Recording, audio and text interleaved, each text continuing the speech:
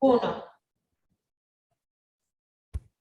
Ok, buenas tardes. Hoy nos toca conversar de las causas hormonales del síndrome metabólico, el cual es un síndrome que está afectando en una forma muy importante a una población enorme, tanto en Europa, en el Norteamérica y sobre todo mucho en el área latinoamericana, donde prevalece la elevación de triglicéridos, de glicemia, etcétera, asociados pues a la grasa abdominal, que es lo clásico del síndrome metabólico. Vamos a revisar algunos aspectos importantes. Próxima. Entonces, como ven en esta diapositiva, el síndrome metabólico definitivamente tiene detrás lo que llaman el síndrome de resistencia a la insulina. En estos pacientes puede haber diabetes tipo 2 escondida, muy leve, o una alteración de tolerancia a la glucosa, lo que antes se conocía como prediabetes. Pero predomina fenotípicamente la obesidad, moderada o severa, con una protuberancia abdominal como se ve en la diapositiva. Es muy importante, y esa obesidad abdominal está escondiendo, por así decir, la grasa intraabdominal, porque la grasa externa que se ve, lo que llaman los Michelin, no es una grasa mala, estéticamente es inadecuada, pero la verdadera grasa dañina es la que está depositada intraabdominalmente alrededor de las vísceras del abdomen. Esta grasa va a producir una serie de factores que vamos a analizar que nos pueden relacionar mucho con la enfermedad cardiometabólica o cardiovascular. Usualmente estos pacientes tienen una dislipidemia que puede ser mixta, pero básicamente a predominio de triglicéridos, un promedio de 200 o más de miligramos por decilitro de triglicéridos en sangre, con o sin elevación de colesterol. Usualmente el paciente pues tiene una presión arterial de leve a moderada o a severa, dependiendo pues de la evolución de esta afección. Y como ya mencionamos, el fondo básico del síndrome metabólico es una resistencia a la insulina que puede estar comenzando en algunos pacientes o ya muy establecida en otros pacientes dependiendo del sobrepeso. La resistencia a la insulina conforma una situación metabólica donde la insulina se eleva en ayunas o postprandialmente y está definitivamente relacionada a una serie de factores aterogénicos que vamos a ir describiendo. Entonces, esa elevación de la insulina inicialmente es fácil de detectarla en un valor, en una medición de la insulina basal, ni siquiera en una curva de tolerancia, solamente un valor basal mayor de 25, como veremos, ya sugiere una resistencia a la insulina conjuntamente con otros hallazgos que revisaremos. Finalmente, la aterosclerosis o la enfermedad cardiovascular es el punto final, lamentablemente, de toda esta serie de factores que hemos mencionado y que vamos a revisar. Próxima. Nuevamente, pues aquí se ilustra el clásico paciente que predomina mucho aún en la raza africana o afroamericana, pero que no es exclusiva de la raza africana. En este caso, pues vemos un típico paciente blanco, pero vean la disposición de la grasa abdominal clásica en forma de manzana que predomina en el sexo masculino, a diferencia de la grasa tipo pera que predomina en la mujer que también tiene síndrome metabólico. Próxima. Entonces, el fundamento básico que está detrás del síndrome metabólico, como ya dijimos, es la grasa abdominal. La grasa abdominal, por una serie de elementos que van muy relacionados con la calidad de la insulina, van a llevar a una liberación exagerada de ácidos grasos libres que vienen, por supuesto, de la hidrólisis de los triglicéridos que frecuentemente pues están elevados en estos pacientes. Y esos ácidos grasos libres van a hacer que la insulina pierda su capacidad de adherirse a los distintos sistemas celulares, y entonces disminuye la utilización de la glucosa periférica. Hay una competencia por el receptor de insulina a nivel de los tejidos musculares y del tejido adiposo. La insulina no funciona adecuadamente y entonces obviamente se disminuye la captación de glucosa por estos tejidos y se eleva la glicemia. Por otro lado, la misma alteración de la calidad de la insulina, ya mencionaremos que es debido a problemas del receptor de la insulina en muchos tejidos, lleva también a un aumento de la producción hepática de glucosa, contribuyendo a la elevación de la glicemia. Todo esto conforman pues los elementos básicos para llevar a resistencia a la insulina, que es el paso precedente pues al inicio de una diabetes de tipo 2. Aquí ilustramos en amarillo, del lado derecho, el elemento que asume que la testosterona está bajando. Eso es un elemento relativamente nuevo que hemos observado tanto clínica como en el laboratorio, donde pacientes con niveles masculinos, por supuesto, con niveles bajos de testosterona, se asocian con frecuencia a acumulación de la grasa abdominal. Entonces, vamos a revisar esta parte. La próxima. Entonces, hay otros elementos que se asocian al síndrome metabólico, pero que son también acompañantes como factores de riesgo para llevar a una enfermedad cardiovascular. Por supuesto, el colesterol alto, la hipertensión, como hemos mencionado, ya la diabetes establecida. Y si le agregamos el factor tóxico superoxidante del tabaco, del cigarrillo, eso va a producir una cantidad muy importante de radicales libres que conforman buena parte del estrés oxidativo. El estrés oxidativo, que no son más que formación de radicales libres que liberan muchos tejidos, sobre todo en las mitocondrias, definitivamente llevan a una disfunción endotelial a todo nivel. Y esa disfunción endotelial se caracteriza por una falta de vasodilatación adecuada, una acumulación de plaquetas, acumulación de células inflamatorias, de macrófagos y de otros elementos pues de la serie blanca que se van a asociar a las elevaciones de triglicéridos y colesterol para producir una lesión endotelial y llevar finalmente a una placa de ateroma con formación de trombos. Y es clásico que todos estos pacientes, aún asintomáticos relativamente, tienen elevación de muchos marcadores, tanto de inflamación como de coagulación aumentada. Próxima. Entonces, nuevamente hemos mencionado los 4 o 5 grupos clínicos de hallazgos de laboratorio, pero insistamos en que estos pacientes tienen una elevación clásica de triglicéridos por encima de 200, 300 miligramos por decilitro, pero tienen casi siempre asociado una baja concentración de HDL colesterol, el colesterol protector.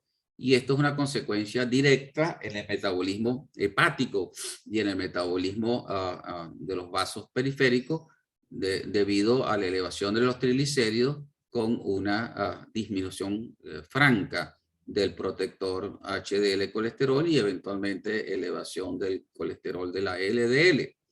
Entonces, vamos a encontrar adicionalmente también con bastante frecuencia elevación pues del ácido úrico, la hiperuricemia, que es un factor aterogénico definitivamente comprobado, no solamente por las molestias que produce a nivel de las articulaciones, sino es un elemento tóxico, un elemento que se asocia a exceso de estrés, de exceso de oxidación y que contribuye también en una forma silenciosa a aumentar el riesgo cardiovascular en estos pacientes. Hemos asociado en esta diapositiva la disfunción eréctil, donde luego demostraremos cómo pacientes con disfunción eréctil de leve a moderada, asociada o no a hipogonadismo, pueden tener una acción importante en términos de marcar a esos pacientes como personas que tienen un riesgo cardiovascular elevado. Próxima. Entonces, hay varios valores de laboratorio, aparte del perfil 20, que uno pide adicionalmente para ver cómo está la glicemia y los lípidos. Pero es importante la medición o la evaluación de la insulina basal, para lo cual no es necesario una curva de tolerancia glucosada. Habitualmente un paciente sano que no tenga elementos de síndrome metabólico debe tener una concentración en 1000 unidades de menos de 25 en la mayor parte de los laboratorios. Pero para ser más exacto, se determina lo que llaman el OMA. El OMA, en los casos pues, que indican ya síndrome metabólico establecido, habitualmente mayor de 2.6 es totalmente anormal. Eso viene de una relación de las concentraciones de 1000 unidades de insulina. Esto combinado con la glicemia y un factor establecido en una fórmula ya muy tradicionalmente utilizada. El OMA ya mayor de 2.6, esto sugiere resistencia a la insulina de una forma sencilla.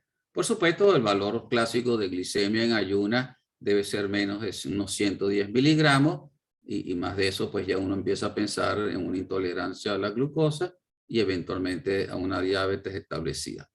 Y finalmente, la hemoglobina glicosilada nos puede ayudar mucho, aún en pacientes sin tener una hiperglicemia clásica, ya valores sugestivos más allá de 7% pueden ayudarnos a identificar prematuramente pacientes que están en riesgo de resistencia a la insulina o de síndrome metabólico. Hemos adicionado de una forma rutinaria la medida de la proteína C reactiva, que es un elemento producido por el hígado en condiciones normales en pequeñas cantidades en el suero, pero ya proteína C reactiva elevada por encima de 2 sugiere inflamación.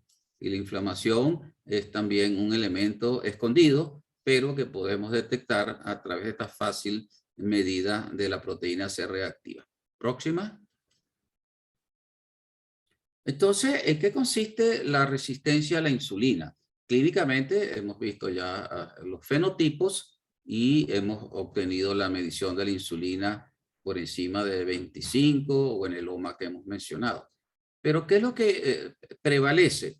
En los casos de resistencia a la insulina, lo que muy probablemente explica las alteraciones bioquímicas dañinas que observamos, se deben a que el receptor de la insulina que se ve acá en la parte superior, que tiene forma como de una X, el receptor de la insulina está instalado en la superficie de todas las células corporales. Ese receptor tiene dos elementos en la parte externa que se llaman cadenas alfa y dos elementos, en este caso mayores, que están hacia la parte interna, como si fuera una X incrustada en la superficie celular. Ese es el receptor de insulina, que es una cantidad de aminoácidos importante, una proteína enorme, que es específica para la insulina. Ese receptor o esa proteína debe fosforilarse, adquirir radicales de fósforo para unirse a un sustrato del receptor de insulina que se ve ahí en amarillo. Y esa combinación de la insulina con el receptor va a activar una serie de complicados pasos y elementos enzimáticos que por varias vías van a producir una serie de señales que van a explicar cuáles son las acciones finales a grandes rasgos de la insulina, como síntesis de proteína, como síntesis de lípidos. La insulina es una gran lipogénica, agarra los ácidos grasos libres y una serie de otros lípidos y los sintetiza dentro del adipocito, donde se almacenan de una forma normal en condiciones de insulina estable. Pero por otro lado, la insulina también aumenta la síntesis hepática de glucógeno para almacenar energía. Tiene efectos importantes para disminuir la apoptosis celular. Y finalmente, que es quizás el paso más importante fácilmente medible en la glicemia, es el aumento, la síntesis y el aumento de los transportadores de glucosa, que son los elementos en azul, unos discos que observamos acá en la diapositiva. Esos transportadores de glucosa tienen son varios grupos, son varios nombres. El más conocido es el GLUT4. Esos transportadores de glucosa salen a la superficie celular, en la membrana celular, y ahí van a captar la glucosa, siendo la glucosa transportada a las distintas células. Si el receptor de insulina está alterado en su secuencia de aminoácidos, que son muchos, esa mínima alteración en la secuencia de aminoácidos hace que la insulina no sea reconocida por el receptor y entonces no hay el efecto que hemos descrito. Entonces la insulina se va acumulando en el plasma y se va elevando, como ya hemos visto, por encima de 25.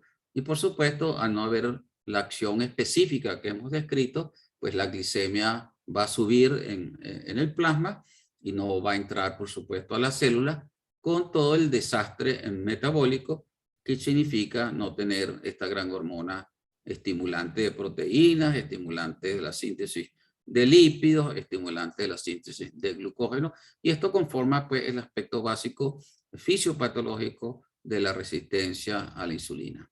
Próxima. 1. Próxima.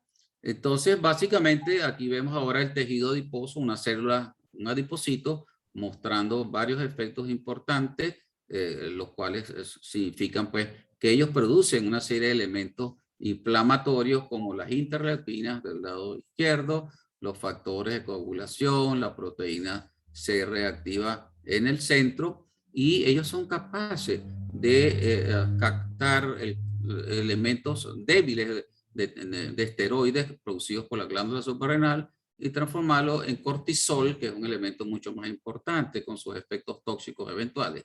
Son capaces de captar andrógenos como la testosterona y aromatizarlos y producir estrógeno. Vamos a ver la próxima. Nuevamente aquí se resume, pues ya lo hemos comentado, pasemos a la próxima.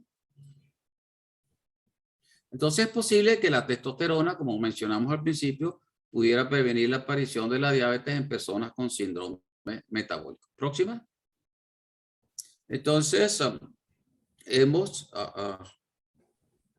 hecho estudios hace 2 o 3 años atrás con pacientes con disfunción eréctil, como mencionamos al principio, en pacientes sanos que van a hacerse chequeos cardiovasculares, y hemos encontrado rápidamente pues, que la disfunción eréctil se asocia a elementos teratogénicos como hipertensión arterial, elevación discreta de la glicemia, proteína C reactiva alta, triglicéridos elevados, sugiriendo que la disfunción eréctil puede marcar prematuramente el chance de hacer un hipogonadismo y por ende hacer un síndrome metabólico. Próxima. Han habido reportes de hipogonadismo asociados a diabetes. En términos generales, uno puede predecir que valores de testosterona bajos sugieren que un paciente diabético tenga más complicaciones. Y esos elementos pueden ser prevenibles si uno mejora los niveles de testosterona, sugiriendo, pues, en términos generales, que un paciente con hipogonadismo que tenga elementos de síndrome metabólico, si se sustituye la cantidad adecuada de testosterona, puede prevenir la aparición de una diabetes. Próxima. Aquí nuevamente se ilustra lo que ya hemos comentado, las alteraciones del hipogonadismo clásico en el hombre, disminución de la fuerza muscular, trastornos cognitivos de leve a moderado, disminución del libido, osteoporosis, pero sobre todo el aspecto del área cardiovascular, donde estos pacientes tienen menos chance de vasodilatarse desde el punto de vista coronario, con mayor chance de enfermedad cardíaca isquémica. Próxima. Aquí tenemos un paciente con síndrome de Klinefelter, los cuales cursan con adiposidad abdominal en un 50% de los casos, síndrome metabólico asociado casi igualmente en un 50%, y el chance de hacerse diabético desde un 10 hasta un 39%. Próxima. Y aquí se ilustra nuevamente cómo el tejido adiposo activado produce una serie de elementos como la citoquina y el factor de necrosis tumoral importante que pueden disminuir la función hipofisaria, inhiben la secreción de LH y de FSH hipofisaria, por lo tanto el testículo recibe menos estímulos de LH sobre todo, y eso hace que la testosterona disminuya. Entonces vean cómo el tejido adiposo puede hasta controlar nuestra vida sexual. Próxima. Igualmente, ya hemos mencionado que en la disfunción eréctil, los trabajos que mencionamos, entonces se pueden asociar a una aparición precoz de síndrome metabólico y por ende de diabetes tipo 2. Próxima.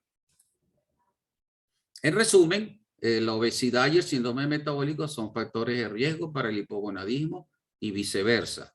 La testosterona puede mejorar la composición corporal ya que induce reducción del peso sustancial y sostenidamente. Puede mejorar la resistencia a la insulina y otros componentes del síndrome metabólico. Y en hombres con diabetes tipo 2, la terapia androgénica puede mejorar el control glucémico progresivamente. Puede obviamente mejorar la función eréctil en hombres hipogonados a largo plazo.